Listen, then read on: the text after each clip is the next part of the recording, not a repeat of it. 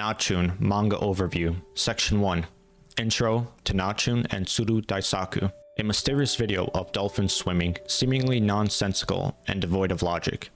A bright but lacking college student who has always thought of his potential as a what-if scenario, but never acted upon it, and urged to prove himself to everyone and be a genius in comparison to Einstein or Mozart, the world-renowned professor who created the video.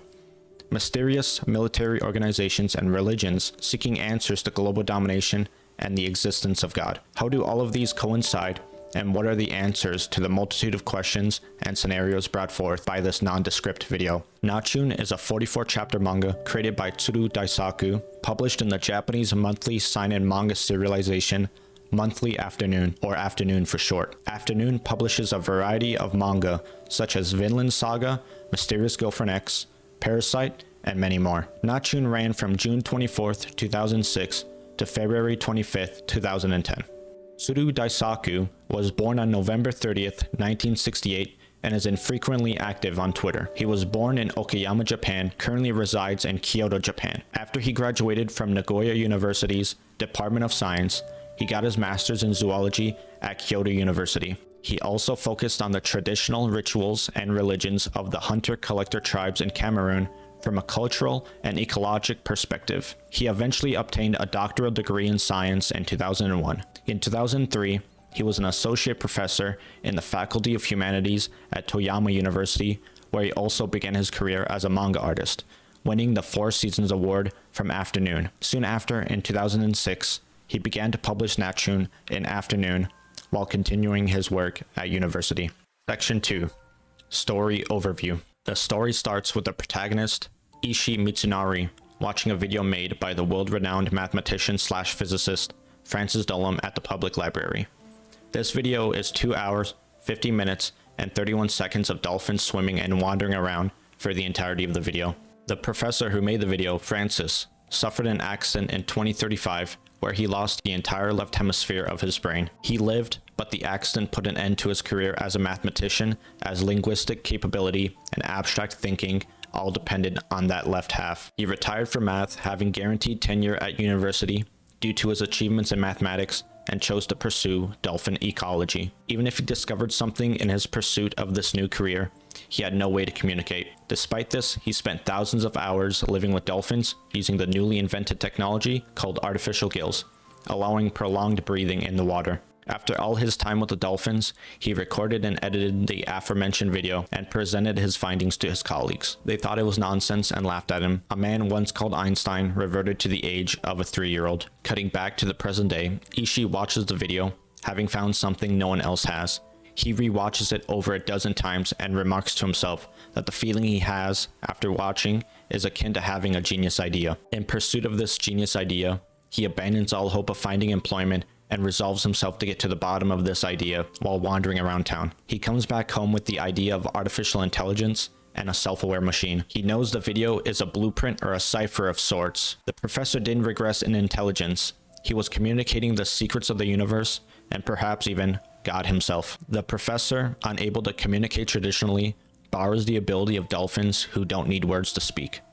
This was overlooked by his colleagues, with Ishii dreaming of endless fame and money if he is the first to crack the code and present it to the Mathematician Society and society as a whole. He throws the notion away, deeming to take credit for himself with plans for world domination, using the professor as a springboard. He borrows a significant sum of money from his mother and leaves America.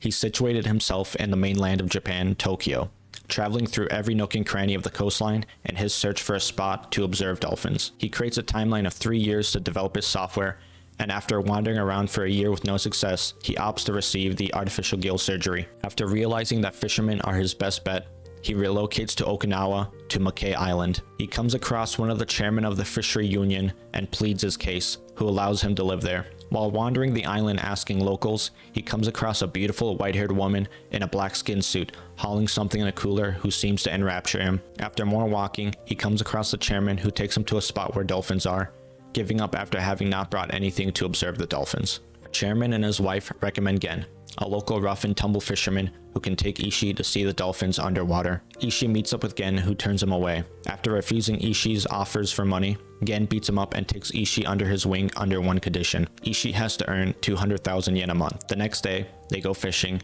and Gen gives him an old pair of artificial gills. Gen shows him the ropes, and they dive underwater, prying clams from the ocean floor with a screwdriver to sell later. After a successful day of fishing, they get to talking, and Ishii reveals his plans for world domination, with Gen laughing it off, taking a little liking to Ishii. As a reward for his hard day's work, Gen takes Ishii to a spot where the dolphins are. Ishii dives in and Gen leaves while Ishii observes the dolphins. After some time, he sees the same white-haired woman in the black skin suit, swimming with the dolphins in sync as if she was living with them. He chalks it up to a hallucination, resurfaces, and passes out on a nearby beach, not being used to working underwater. Section 3. Sneak peek into the rest of the story.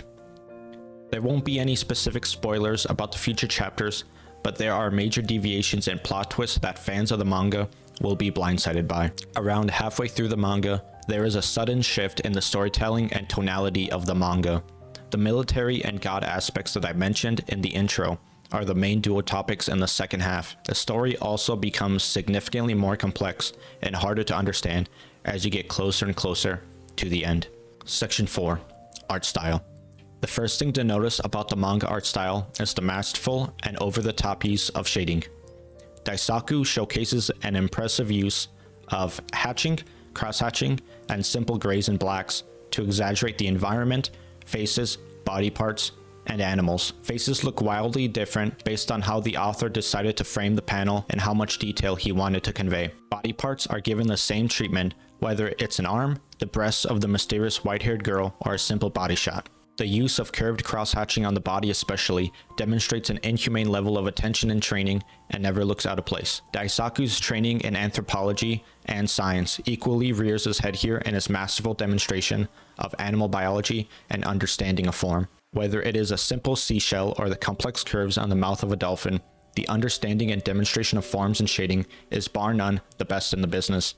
No object, no matter how small, is spared detail. Environments are given the same amount of detail, with the experimentation with framing and execution the most apparent. Panels can look wildly different based on the whims and how Daisaku felt that day. One panel might have the sun hatched to pure blackness. The next is the harsh sunlight out on the island, surrounded by the rough outlines of the harsh trees and beaten down old buildings in the town. The next after that is the lightly shaded and realistic interiors of the chairman's house, serving as a nice break from the harshness of the outside world. The characters are similar looking simply because it is a small island of fishermen and it's hard to make the men and women all look distinct enough. Alongside the shading making things a little harder on the first read, subsequent rereadings will make it clear in that aspect. If there was ever a manga to study for shading, this manga is bar none the best in the business when it comes to that. Section 5. Paneling. The paneling is quite cluttered with lots of dialogue boxes, especially so in the latter half of the manga. Despite that, there are plenty of panels left to breathe, showcasing a breathtaking environment or a body shot to give your eyes a break, something that is sorely needed for a manga as complex as this. Lots of unconventional camera angles and face twisting are used to drive home whatever that particular situation needs. From sweeping shots of the sky or the environment, the pitch black ocean floor invoking a sort of suffocation feeling, exaggerated facial expressions, and a healthy mix of angles help keep the manga feel fresh when the chapters run long. The flow from the top right to the bottom left is simple, with no particular innovation on that part, making things simple in that regard. Section 6. Ending thoughts. The manga was an eye-opener as to how hatching and cross-hatching can enhance a manga in all aspects of drawing, alongside regular uses of blacks and grays. It is a very harsh read and not at all recommended for mainstream manga readers or readers who find the busy environments and overall artwork unappealing.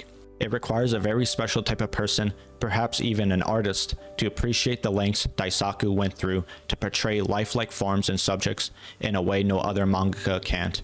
Combined with the shell shock of the latter half of the manga, I predict this manga will be a hard sell to anyone with average tastes. Despite the long feeling chapters, plain panels, complex subjects, and complex presentation, the manga punches above its weight. It is truly a masterclass and far exceeds what it sets out to do. The manga should be preserved and treasured alongside Tsuru Daisaku himself. My name is Artstyle. Thank you for watching and listening. I hope everyone has a good day.